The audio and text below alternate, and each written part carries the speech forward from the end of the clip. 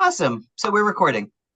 It should look like it's recording. I don't see a red button. Oh, there it is. Yeah, Okay. well, I see. Meeting is being recorded, it Oh, you says. got your message. Okay, good. Awesome. So hi everybody. We're back. This is Helen Boyd. This is the Shoulders of Giants series. I am pretty sure that Monica Helms here is lucky number 13 in terms of my interviews. I hope that's not bad luck for you. I was born on the 13th, so we can immediately get rid of any bad mojo there. Monica Helms, as you might all know, is the creator of the trans pride flag, but that is only one of many, many things she has done over the years as a trans activist. So I'm going to let you now, Monica, introduce yourself and give us a little sense of who you are.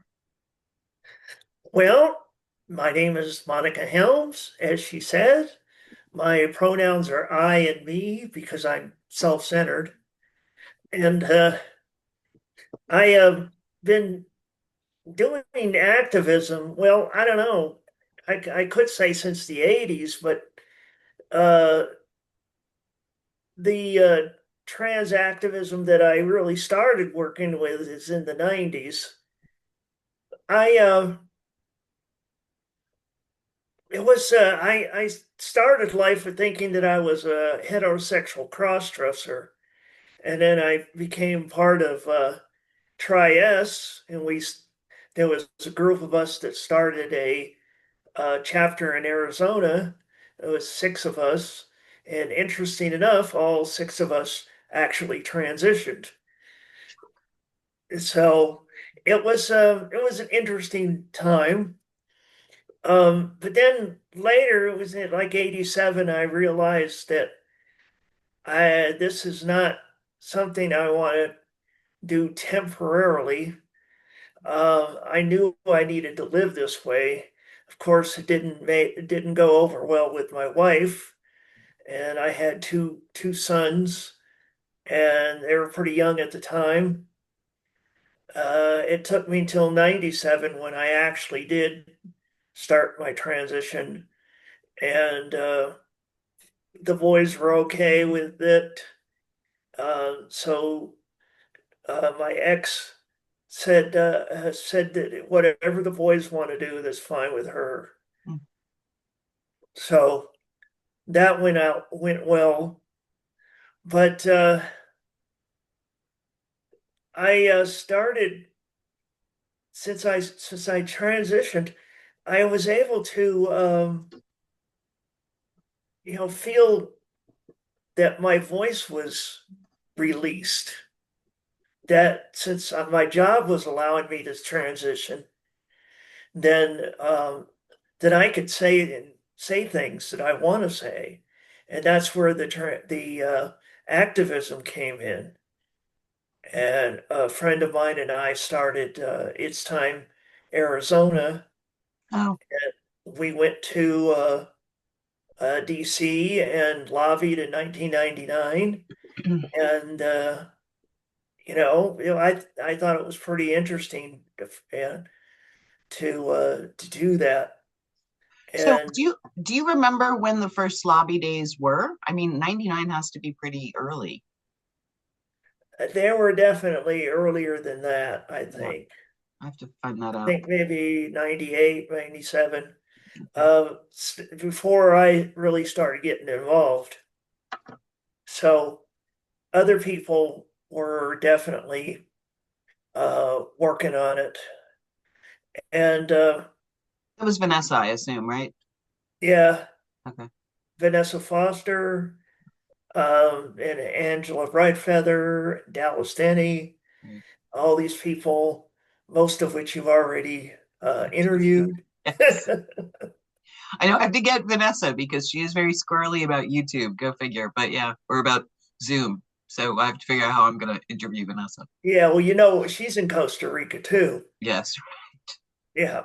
So, Well, that's um, what Zoom works over long distance. It was kind of a luxury. I got to interview Paisley Curra in person in New York, and it was like, oh, it would be nice if I could do all of these conversations like this, but that's impossible because everybody's everywhere. So I would need a much bigger budget to go travel around and visit you all and do these oh interviews in yeah, person. no kidding. Yeah. So And for me, it was just getting the information down. I don't know if you know, the motivation for this was I'd been thinking about doing this project for forever, because really once people started calling me and Rachel elders, we were like, oh no, no, no, no, no. We're like, there's a whole generation or two like older than us. Like we used to be the new kids on the block, right? And so I was like, people don't even know about so many other folks who were doing this work long before we showed up. I mean, the kids don't know who we are anymore either, but I mean, 10 years ago, even. And so I'd been thinking about doing this thing for a while. And then a couple of years ago now, well, a year and a half ago, Lynn Conway died. And she was obviously one of the people I would have very much liked to interview. And I also think she would have appreciated being the last person to give me a kick in the ass to get this project started. So yes, in her memory to some degree, but realizing too it's like there's a lot of people. One of the things that has come up is like all the people who have been forgotten, well, like people know the giant famous people, but not all of the people who ran local chapters of organizations or who went to lobby days. And so I'm trying to get some of that, more of those memories sort of on the, I wouldn't say on the page, but on the screen. So Well, I feel like I'm also new compared to a lot of people that I know, yeah, like a lot of people that you've interviewed, like I said, and but now because I've been around for so long now I'm considered part of the elder group too, right. and but I I find that it's a little um, humbling, I guess, that people know me for various reasons, specifically the flag. And and it's like, I get a little, oh, I don't know. It just like, okay, yeah, I created the flag, and but I get a lot of people commenting how it's been very helpful to them, that it made it easier for them to transition because they knew that they were part of a larger group, Yeah. that they were not part of a by themselves. And Yeah, I mean, honestly, just this year I was the university I work at, the students had a Trans Day of Remembrance, and I brought a couple of trans pride flags with me. And one of the students was just like, "Oh, I've never had my own before." And that happens all the time. And so, yeah, I think designing the flag is a big deal. I mean, I would love to hear how and why you decided to design a flag for the trans community. I mean, and what year was it? What was the inspiration? well, it was 1999. I was having dinner with Michael Page, who created the bisexual flag. Ah, And he said, the trans community could use a flag too. And so we talked about various things, and he said that, keep it simple because the least amount of stitches, the cheaper it is to sell right. it for them. So um, I yeah, about 2 weeks later, I woke up one morning and it was like the image of the flag came to me. And I got up and I drew it out and I said, "Well, that looks good." So I called the people that made the bisexual pride flag, and they sent me some swatches, and I picked the ones that I wanted. And a week later, I had the first flag. Wild. And that's hanging now in, Uh, Not really wanting to say because it could be in danger, right. Okay. and but the people that have it assured me that they will make sure that my place in history is not going to be lost. No, that's the idea of these videos too, is that I Yeah. want not just have the things that we did, but people talking about what they did too. So I'm glad to hear that. So really it was like once someone put the suggestion in your head, like trans community needs a flag, it just sort of hung out in your subconscious until you woke up one day with the design. That's amazing. Yeah, well, I drew it. I made this for me. I didn't make it for anybody else because I knew the trans community is very fickle about things. That the fact that Surely not. yeah, they were, I'm going to say, oh yeah, they're not going to rally around one item, because just because one somebody else did it. If they did it, then they probably would. But so It was a I fractious just bunch, took it. certainly. Yes. I just took it everywhere. I took it to prides. I took it to marches, funerals, to protests, DC, and other lobby days, even in Georgia and in Arizona too, when I first made it. And people just kept asking, so where can I get one? Where can I get one? And I sent them to the same place that I got the original. Mhm. And it just became more and more um, used by a lot of people. I saw it all over the States for a while, then I started seeing it in other countries. Mhm. And that was when I said, well, I got the original and I need to find a safe place to put it. And so I did go through that process. Uh, So it is in an archive and preserved somewhere. yes, Okay. yes, it Good. is. It is being safely put away. Yeah. And I've now seen it on all seven continents, including Antarctica. I've seen it on mountaintops, not Everest yet. I've seen it in a lot of places where I didn't figure I would see it. But there is one place that I would really like to see it. Uh, I would like to see it in the International Space Station. Oh, wow. Okay. Now, the rainbow flag has been up there, Uh-huh. but the trans flag has not. And so, consequently, that would be a nice little thing. Obviously, it won't be this administration. No, no, not that. But Unless it was a tremendous act of rebellion by somebody who happens to go up there. yeah, I know. When you're dependent on But it other would be people to get nice. you back down to earth, I guess you don't want to make that kind of risk. Yeah. Yeah, well, I may get a Canadian to take it up there. There you go. That's fair. That's fair. But the flag isn't the only thing that I've done, No. as you probably know. Yeah. I said you've done Um, lots of other things, but that's the thing you're most famous for.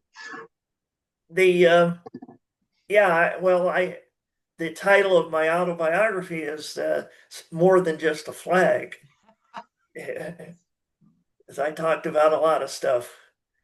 Uh, and well, being a veteran, I spent 8 years in the Navy and served on two submarines.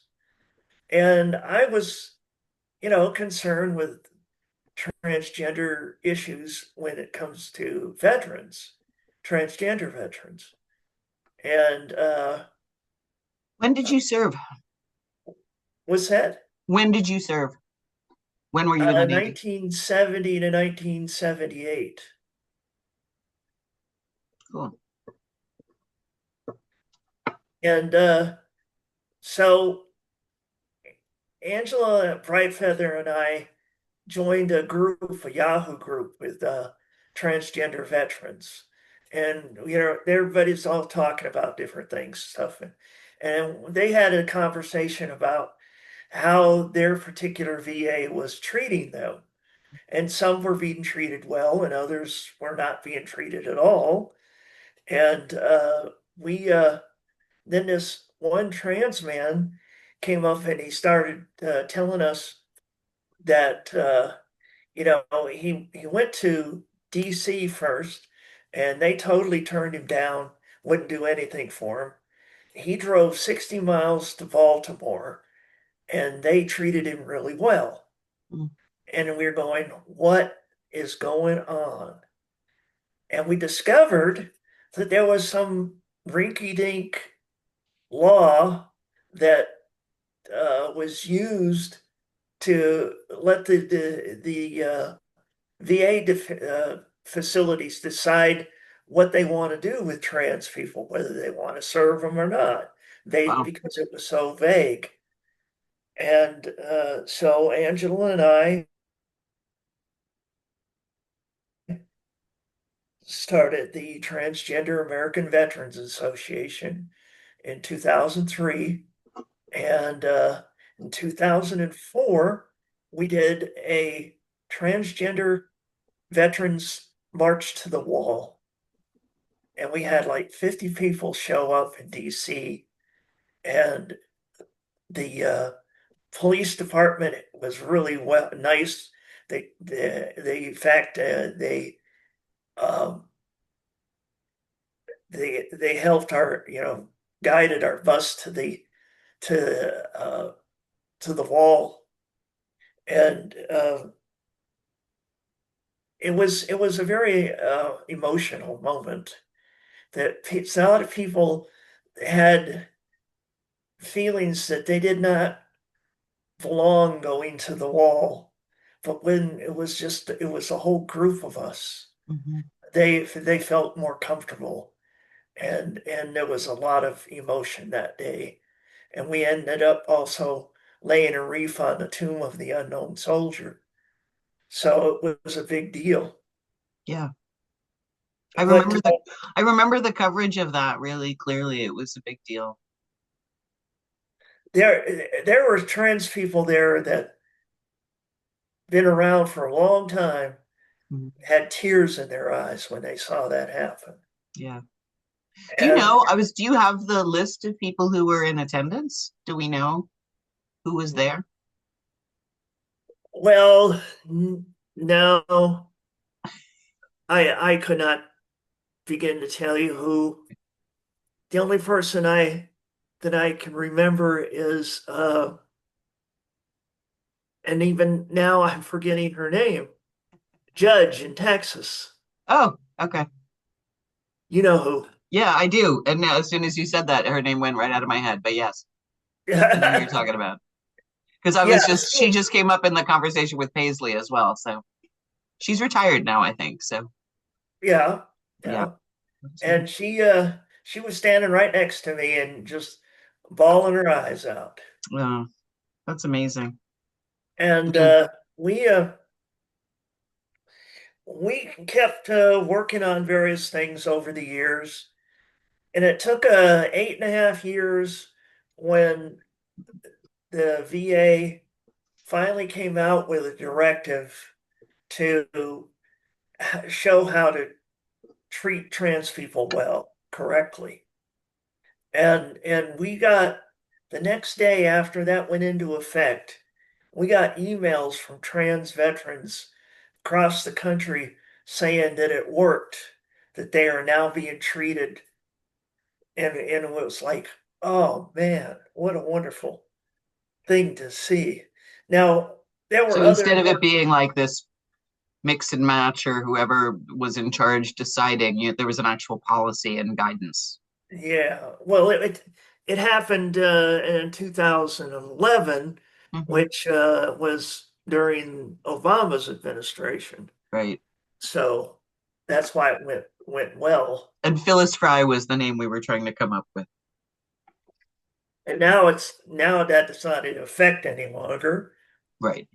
Uh, Trans veterans are still being treated crappy, if being treated at all. If even considered veterans, right? Yeah. Yeah, Yeah, I mean, at the time that you were working on it, it was a veterans issue. I mean, I think because you're talking about a period when Don't Ask, Don't Tell was still in process. The idea of there being active serving trans people was like, of course not, right? I mean, there were, of course. I mean, I remember working with during Iraq, maybe first, second Iraq, whatever. A person who was at the time identified as a cross dresser, and I corresponded for a while. So there, of course, there are always trans people in the military, but whether or not people could be open or out about it, right. without being discharged was the question. But I'm assuming, yeah, for the work that started was really about veterans. It was post service. because we knew we existed. Yeah, of course. They couldn't say that we didn't exist. And And they couldn't and kick you out anymore because you were already done. Right. and so it was a wonderful feeling to see that these people were getting help now that they you know I think Angela said that we may have saved people's lives, Mm, yeah. and I think that might be true. So I'm the flag is one thing, but getting that passed, and I'm sure it'll go back into in effect when a better administration is in there. But right now, we have some little issues to worry about for Yeah. that, and I'm glad that Angela and I had a little bit of effect on that. And I retired from any kind of activism after being president of TAVA for uh, 10 years. And but I was still involved in various things occasionally, and people call me up and say, "Hey, I want to do an interview with you." And I go, I "Sure." can't imagine. Right. Yeah, you know, That's great. Well, I know you spoke to one of my classes a few years ago and they loved you. So um, that was really a profound experience. I mean, one of the things that happened with that class, this is to some degree, it was teaching that class because COVID had happened and we all learned how to use Zoom.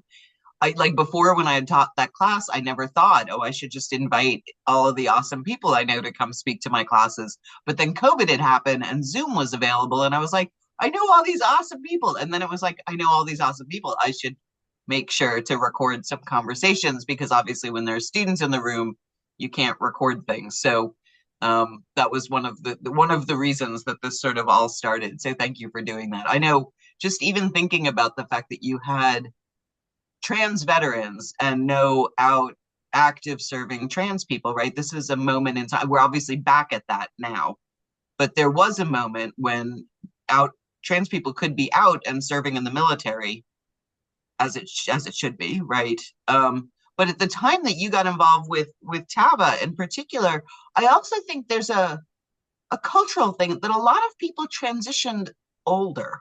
Right now, I think we see many more younger transitioners. And so you would have had people who had already served in the military who were adults, grandparents, sometimes in some cases. But so many people transitioned at older ages than do now. I'm curious about what your thoughts are on that sort of shift that has happened over time. well, the internet is the big thing that took place. Sure. With more information out there, more people were educated. Parents became educated when their 3-year-old says, "I'm not a boy, I want to be a girl." Yeah. And instead of the father slapping the kid across the face, saying, "No, you're a boy," the generation, the younger people that were parents then, were open to finding out what this was, Mm-hmm. and the fact that the the term transgender was available and known, and and there was more and more information about young children Yeah. and transitioning. In that case, I there so we were educated. The world was educated, and Yes. because of that education, these stupid people decided that they didn't want any of this, that they were afraid, but they acted like they were big pieces of shit, Mhm. and they can This is do an archive. whatever You the can hell. curse as much as you want. It's just an archive. So What's that? I said you can curse as much as you want. This is just an archive. So speak in plain Uh, language if you want. okay, We're yeah, not we're yeah. not doing broadcast TV or anything. So Well, those piece of shit people, are in charge, and yeah, that's the bad thing. yeah, Because of that, then they're coming up with all kinds of hateful stuff towards trans people. yeah. In fact, there was a trans woman that was injured recently, and Trump, uh, he said he supported the violence that took place. No, Yeah, so it's the hate is I mean, I feel like I have said this to people over the years, but there's always some concern, right, or fear for safety for trans people. That is a normal everyday thing. And obviously for Black trans women, it's much higher and more significant. But right now we are seeing a very, very bold version, right, of the kind of transphobic hatred that's always been there. It's not like, yeah, it's dismal because because the people that are in charge make other people who think the same way yeah, bolden in the fact that they can go ahead and act this way. yeah. And there's no accountability for violence Yes. or, yeah, So we're in a dangerous times, and that dangerous times is the reason why Darlene and I are now living in Costa Rica. right, We uh we knew history. We saw history yeah, being started again. And it was like 1933 Germany. yeah, We were seeing the stuff that was taking place in Germany, and we knew where that went to, yeah. how far that would go. And it's getting down that road. I mean, everybody now realizes that Trump is a fascist. I thought a lot And of us knew the first time around, but apparently not. So yeah, and then and he's against Antifa, which I'm that sure he makes you knows a fascist. what Antifa means. And I said, my dad was an Antifa. My uncles, Yeah. World My War great II. uncle was in Normandy. I think he was Antifa. So Yeah. he's So yeah, and then now what's happening in places like Minnesota and Oregon, and people getting shot from the Gestapo, and they're not ICE. no, they're the They're brown shirts. Gestapo. Uh, ICE is something you put in your drinks. Yeah. These people are beyond anything. And ICE has been around the whole time. I mean, ICE existed, immigration forces have always existed. This is not what that is anymore. No, This is terror. This is brown shirts. Yeah, I agree. yeah. So I put frozen water cubes in my drinks now, not ice. Right. Fair. I know a lot of people have stopped drinking things with ice precisely to just because you don't even want to talk about it. Um, I know it's a pretty common Wisconsin's a very drinking place, so that's a pretty common sign here. I only want ice in my drinks. So um yeah, so what about in terms of I was gonna say, do you feel safer as a result of being in Costa Rica? Yes, Okay, I feel safer. good. That doesn't mean that I am safer, Right, right, right, but I feel safer. right. We're we're very good friends with our next door neighbor, Nice. and do things. We actually do things together with them. Hmm. There's a place called ferias Hmm. that are open markets for vegetables and fruit. Oh, And nice. there's this nice big one near where we live, and our neighbor showed us where it was, and now it's a Saturday thing. We every Saturday we go to the feria to get vegetables and fruits and stuff, and Nice. that's So just you're probably eating healthier too, which is good. I am I don't know. My body isn't changing any, getting any smaller. Well, nah, that's not the important part. So yeah, you were living otherwise before you went to Costa Rica. You were in Texas or in Arizona?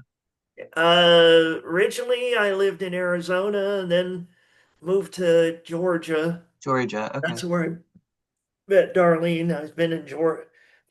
I was in Georgia for 25 years. gotcha. I still have a New Yorker sense of American geography, so I apologize. I never remember where people are. It's like I know you're in a redder state than me, right? That's Uh, what I yeah. tend to remember. But yeah. So what is the thing that you're the most proud of? Say that again. What is the thing that you're the most proud of? Well, my two sons. Oh, awesome. Yes. I have four grandsons too. Ah, And one just turned 15. Another one is in college. And then, I got a couple of younger ones. right.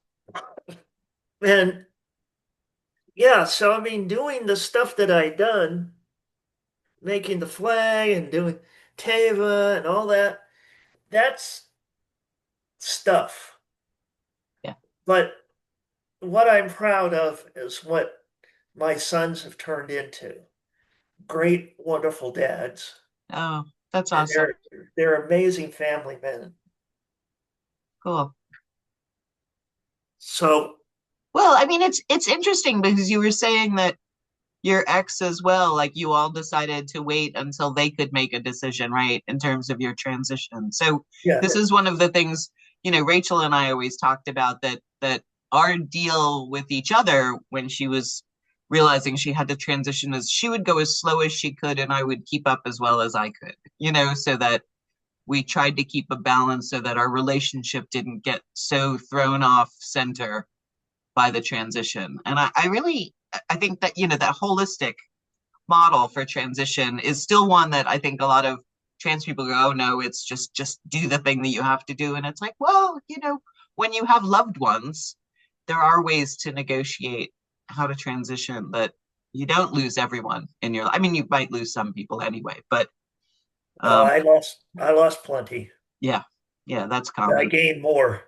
Well, that's a thing too. I mean, there's certainly certain kinds of people that we know don't like us and don't want to be in our lives. And it's like, fine, good riddance, But for the most part, we felt embraced. So, but I think every generation that came along, that was the case, right? Because people didn't know about transness. Now people get it. Like, I remember at some point seeing like happy transition, like cards by Hallmark in a store. And I was like, whoa, when did that happen? Probably not anymore again. But yeah, it's a good thing. Now I think for the most part, when people announce they're transitioning, they get supported, right? Not, I think. That's very important. I hope Very- so. Yeah. So if you had any advice for I'm going to ask you two different versions of this question. Any advice for your younger self? Is there anything you would have done differently? No, if Okay. I met my younger self, because if I've changed anything, I would not be here. It's all the little things that come along. And the butterfly effect, Right. I don't want it to be the butterfly effect. I want to be where I am now. Now, as I got older, I wish I could have done things to uh, make myself healthier, but um, that was not something that I had control over most of the time. Right. And so, yeah, I would not say anything if I met my younger self. I don't know what age that would even be. Uh, just let things happen the way they did. Hmm. Fair. So what about advice for younger folks now? Do you have any? Make as many friends as you can because this is not a journey that you want to take by yourself. You want to have as many friends by you to help you get through this. You need somebody whose shoulder you can cry on. You need somebody you could laugh with and have fun with. You need somebody who can talk serious with you. And you need several friends and And make different as kinds of many, friends. Yeah. yes. So make as many friends as you can. If you think you're a teenager and you think you're going to make this change, tell your closest friends. If they don't want to be with you, then that person shouldn't be with you. Mhm. But if you got somebody that wants to help you through this, because it's going to be tough having to tell your folks. Yeah. And so having friends that help you and support you makes a big difference. So staying connected to people in particular. Yeah. Yes. Yeah, I think honestly we're all finding that again right now, right? These are difficult times and having conversations with people about, what it's like to experience the news and the kind of fear that we're all living with, I would argue, in a way that I certainly haven't before. And that's as someone who's always been kind of cautious and certainly worried about my wife's safety. I mean, Rachel picked a year to go do an off-Broadway play, but I was like, okay, but she's also in New York, so that's good. But yeah, of course, it worries me. It always worries me. Yeah. It's different, I think, thinking too about the sort of random violence by someone who just happens to hate trans people as opposed to how this is coming out of the government at this point, right? That feels very different to me. Yeah, I would say that too, because the other way, the just running across somebody that hates trans people, it can be avoided. Yeah, hopefully. But in this day and age, a lot of people are feel like they have permission to be uh, violent towards trans people, Yeah. and I don't want to be in their way. Right. I think there's also a lot more people who are aware that trans people deal with violence or are confronted. Like I think that that's also someone said, well, there wouldn't be this backlash right now if trans people hadn't been so whatever aggressive activist whatever version of that. And I said no, but the reality is hearts and minds were one. I think the majority of people understand trans people now and defend trans people. It's that the people in charge don't. So yeah, the idea that somehow people demanding their rights was caused hateful people to do what they're doing is just such a gross idea to me. But We I've been through a lot of crap in my life, and I think that at this particular point, I'm happy to be where I am now. I'm happy to know that a lot of the friends that I have are in the States are still safe for now. Some of them are actually considering moving out of the country. And I read someplace where uh, 400,000 trans people have Already. moved across the country. Yes. And Move to different states, move to more, yeah, yeah, safe states. Mhm. and that doesn't count the ones of us that left. Right. So Yeah, I think that's I saw that number too. I think that was, I don't remember who reported that, but I feel like I point that out to people that we've already seen this significant shift in states that have, and a lot of the people moving, I would say, are parents of trans kids because those are the first laws that are yes, happening nationwide. and we've met at least three different parents of trans kids here in Costa Rica. Right. Made some friends with them, and so yeah, there's some of them are considering that kind of move too, and so it's we have to be careful, and we have to help these people if we can. Yeah, That's the to be there and give them ideas on how to move here and what they need to do and make it easier for them. sure. And that's one of the things that Darlene and I will definitely do.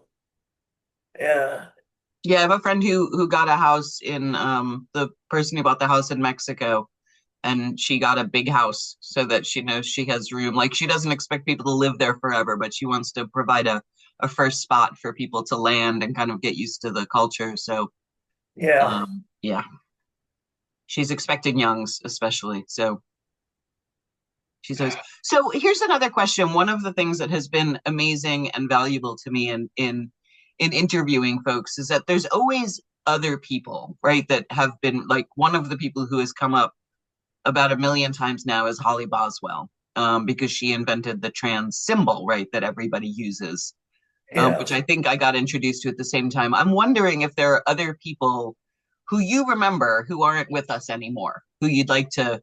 I basically am keeping track of people who Dallas and I are trying to make sure everybody has an obituary written, of folks that we knew or ran something.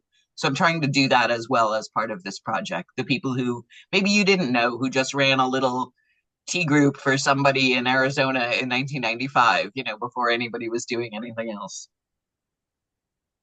I don't have anybody in particular that you haven't gotten names from other people Oh, because like what Virginia Prince right. and you know Lynn Conway, like you said, but it's just that we those people that have come before us and are no longer here have left a mark on all of us that their names do need to be mentioned. Yes. And there's a lot of names in history that you could find uh like I said, Dallas would know lots of people's names. Dallas is an amazing resource. Yes. Yes. Yeah. And But even that, when I put up the project at first, I had someone contact me. It was like there was a woman who was just kind of like the house mother who helped a bunch of trans girls who passed a few years back who I had never heard of. And, so it's like I think there are other people as well who created small communities or were the person whose couch somebody could sleep on when they got kicked out of their house kind of stuff. Like there's always been a great deal of support, I think, in the trans community for taking care of other people or helping. Who was the most helpful to you when you transitioned? Do you remember? I know that's a long time ago. So, uh well, I think that just bear with me here. Uh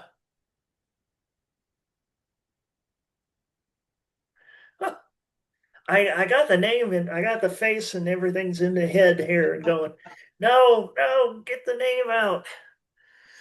Uh, Well, you were in Arizona, right? So yeah, first of all, who's the pilot person that was actually from in Arizona too? that's ringing a bell, but I don't, not a name. Because it's if I get the first name, then I have Gotcha. yeah. Well, Donna Rose was helpful too Donna, yeah, because she was in Arizona. fair. What was the first like conference that you went to?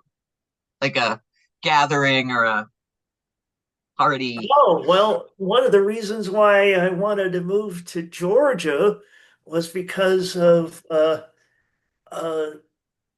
Southern Comfort. right? And I got to go to a Southern Comfort that year, but I also got to go to a one that's put on by the National Association of and I'm missing it. What's the big LGBT conference that usually happens in the beginning of the year? Uh, I don't know which one. I mean, national. Yeah. I'm not sure which one you're thinking of. I mean, there's like the first one of the year for trans people was always first event in Boston, Right. No, but I'm talking about a national one. yeah, an LGBTQ Yeah. Uh, uh change, creating change, change. creating change. Yes, Okay. that was being held in August of in Georgia, Oh, and so I got to go to Southern Comfort and Creating Change in my first year that was there. 97. No, 2000. Okay. I was trying to figure out where we met because It was an IFGE. oh, at IFGE. Wow. I met I a can't lot of remember people at which IFGE. one. Well, The- I was writing the book in 2003. I don't think I was at conferences yet then. So I would say probably some like 2004 and after. yeah, 2003, I was still doing research locally, like the New Jersey Trias chapter and the Mid Hudson Valley group yeah. and And you and some your New York wife City group. came in, and she kicked everybody's butt with playing pool and I was just telling someone how good Rachel is at playing pool. I think that's where we met Ethan as well, right? So yes, at IFG, I think Kate Bornstein was the guest speaker that year. it might have been. I Yeah. think that was, yeah. I mean, you just think about who was hanging around, and Virginia Prince came to one of my workshops. So, and Rachel was laughed so hard afterwards. She was like, she loved you. And I was like, yeah, I don't think she's read my books. I didn't necessarily have nice things to say about Trias, but I mean, I did, but complicated things. Let's go with that. But yeah, IFG, those conferences were, I think because their focus was on education, I always really liked IFG conferences. Yeah. And who was it that who sold all the books? Denise? Sorry, who? What? There was always someone who was a book vendor. Was it Denise? Yeah, I think so. Yeah, okay. This is what I mean. I just try to remember people who were around and there and all of that stuff. Uh, yeah.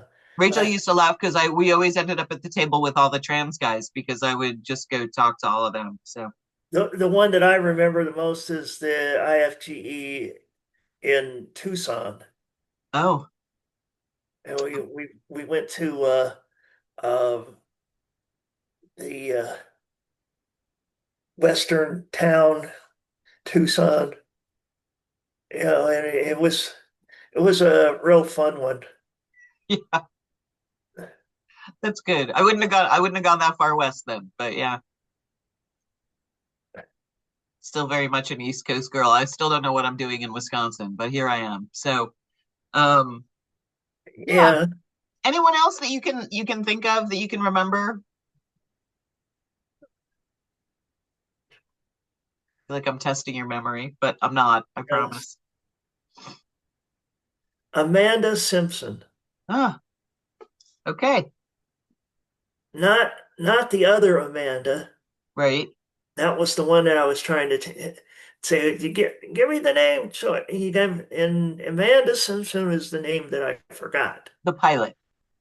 No, not the pilot. No, not the. The person that was her and I are the ones that started It's Time Arizona, Oh, okay. and it was it was a lot of her uh, down to earth way of looking at things that helped me. Oh, okay. The person who helped you. That's. Yes. So, do you remember what period of time that It's Time organizations? Because I remember seeing them, but they didn't Oh, seem very active by the time. Amanda Simpson was the pilot. Amanda Schrader Okay. was the first. I'm sorry. No, it's good. That's why I said these are conversations and not interviews, is because memory is a complicated thing once you're not Yes. 20. Now you were saying that I so rudely Oh, interrupted. I was just asking you, like, when was the It's Time movement a thing? Because I remember seeing It's Time, It but I was didn't in know. the it was in the early to late 90s. Okay. It kind of faded out later. Yeah, I remember finding like evidence of them online, like in lists, and then going, where are these organizations? Like they didn't seem active anymore. So maybe some locals were, the way Trieste also did that, where Yeah. one Trieste would go out of existence, but another one would still be going. I don't know.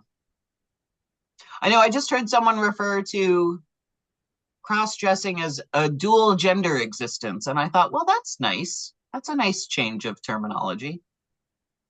Yeah, it is. Sadly though, it's there's still some people, some trans people look down on cross-dressers. Yeah. And I don't feel very happy about that because, that's something that where I started. Mm-hmm. I started, and many of us started in that direction. Yeah. And so they're part of our community, and even, just even if they're just cross-dressers, as people Right. say, just cross-dressers. I know, but that's still a big deal. It's like people don't understand. It's like I always find it amazing that it's like we love drag queens and yet we revile cross dressers. It's like that doesn't make any sense to me. Like both people are living a dual gender existence. I mean, obviously, drag queens are fabulous and performing and all of that kind of stuff, but it's like it's as much of a challenge to be a cross dresser. I mean, I think navigating life as a cross dresser when you're otherwise a straight dude in some ways is a lot more complicated than being part of the Well, larger queer been community, there which, and done that and yeah, know how complicated it can get. yeah, Especially when my wife or didn't think that being a heterosexual crossdresser was any better than just putting on women's clothes. right. It's just Yeah. When is your first memory of wearing women's clothes or feeling like something was wrong? I was 12 years old. 12. Okay. My parents were out square dancing, and I was home with the other kids. The other kids were in bed. I was the oldest, and I would go through my mother's drawers, try some things on. Right.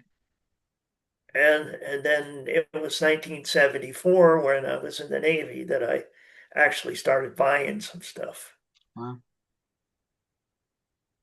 Yeah, That's an interesting time and place to choose to start buying women's clothes for yourself, exactly. but you were out of the house too. I mean, I think that was Yeah. an experience.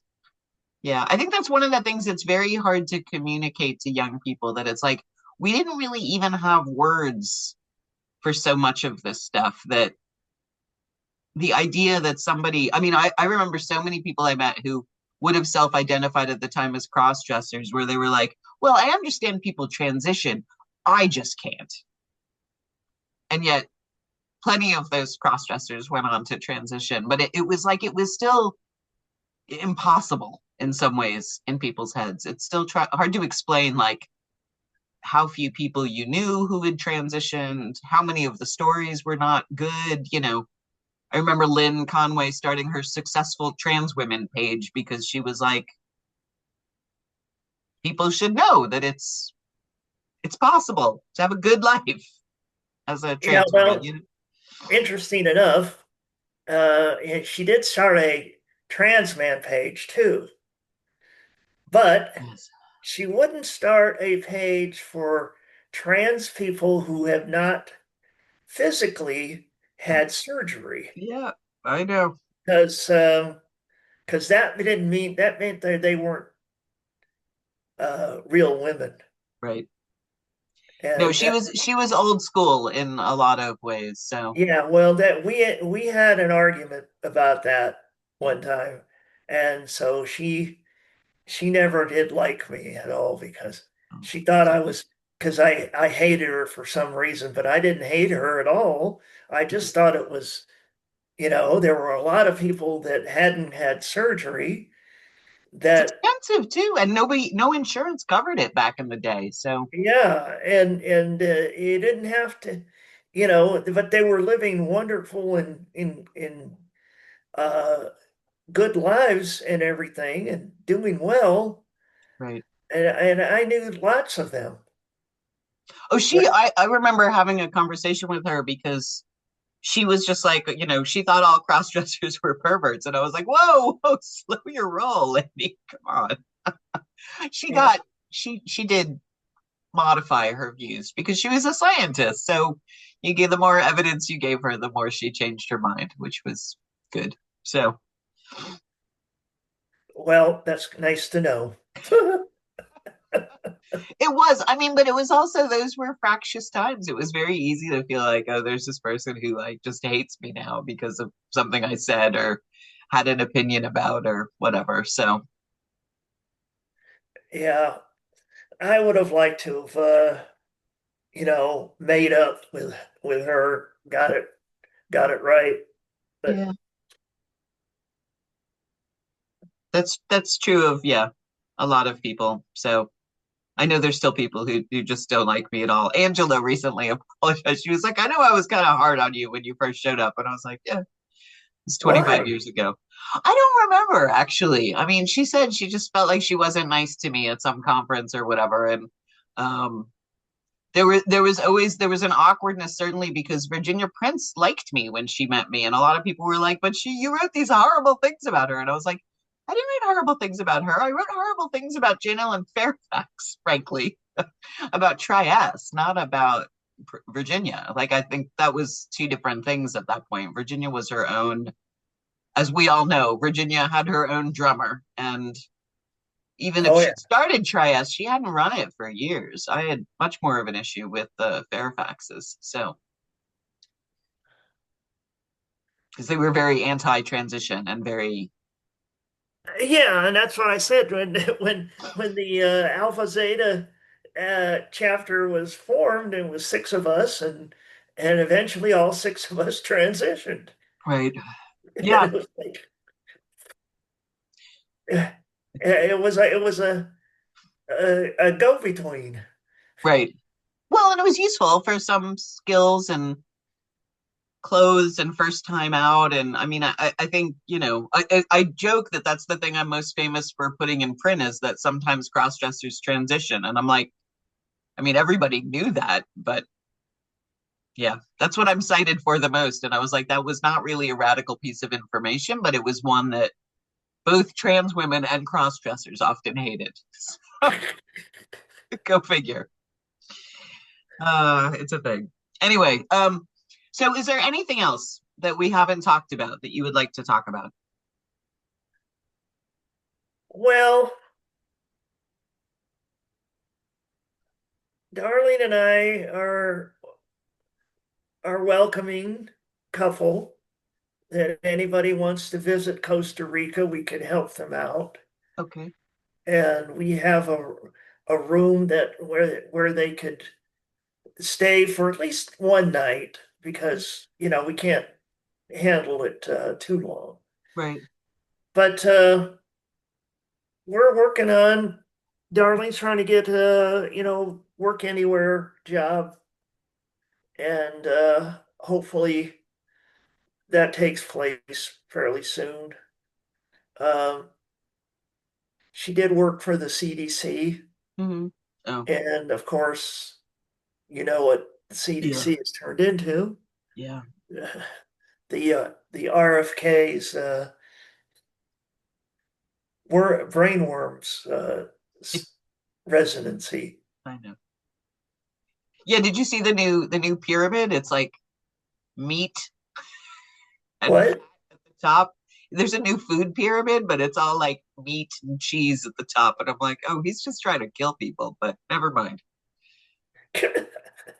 Oh yeah, he's an idiot beyond all recognition.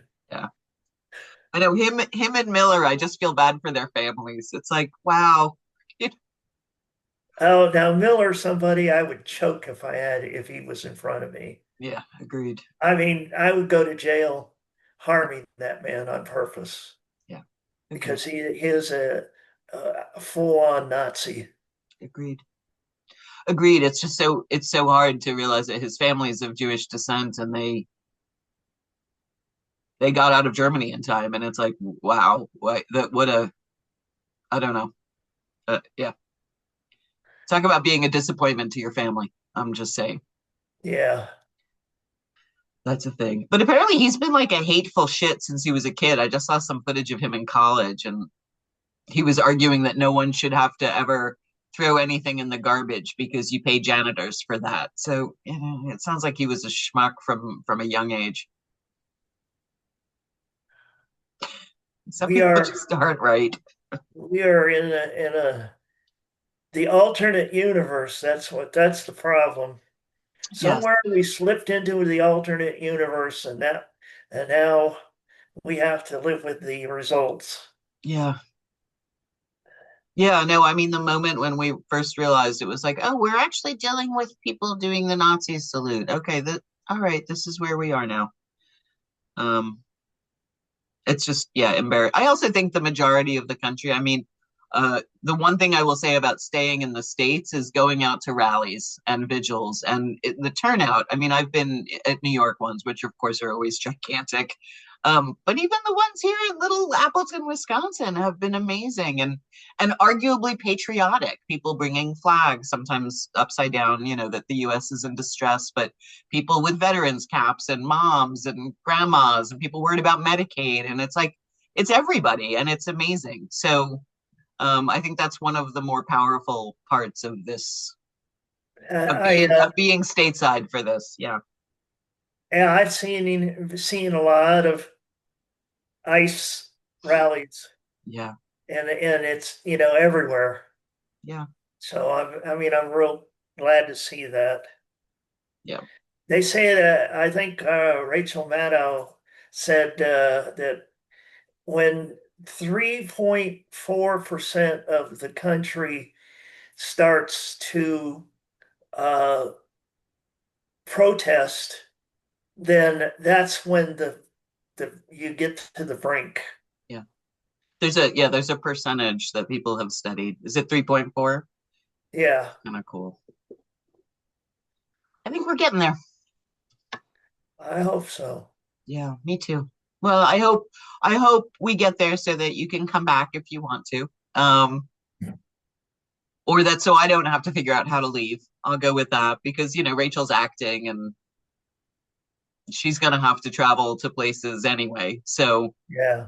I worry a lot about like the passport stuff as a result because she's got to get on flights all the time. So but at the same time too, she used to travel when she had the wrong gender marker on her passport too. So we lived through I those bad old days. I got to renew my passport this year, Oof. and I'm not Yeah. looking forward to I it. renewed mine early so I could get in before, yeah. Mine was actually supposed to expire this year and I jumped the gun a year and got it done last year. So I So wouldn't have to worry. wish me luck. I Good luck. may end up flying around with an M. You Oh probably well. did that for a while too, though, right? No, actually, Oh, really? first one I got was got an F on it. No. No, I mean, but that you have flown before with an M as your ID, because I feel like most trans No, people of a certain age has had a lot of mismatched IDs, but no? no, I was able to get my driver's license in Arizona Oh, right after uh, right, the I got my name change, right. and so they changed it on my driver's license, and Oh, that was when Arizona was a little bit more sensitive sure. and understanding, but not anymore. No. That's funny. I think of as Arizona as a very transphobic state, but you're right. In the late 90s, it was a different ballgame. Yeah. Yeah, these things matter. So, well, good luck. I hope it all works out. Yes. And I hope everything for you works out too. You Thanks. let me know if there's anything else you need from me. Of course, of course. And thank you so much. I have the your autographed trans pride flag. I still haven't figured out how to hang it properly because I want it to be hung well. So I love that I have one though. So thank you. Oh, no problem. I Okay. love you and Rachel. You take care. Of course. You too. Thank you so much. Bye bye. Bye bye.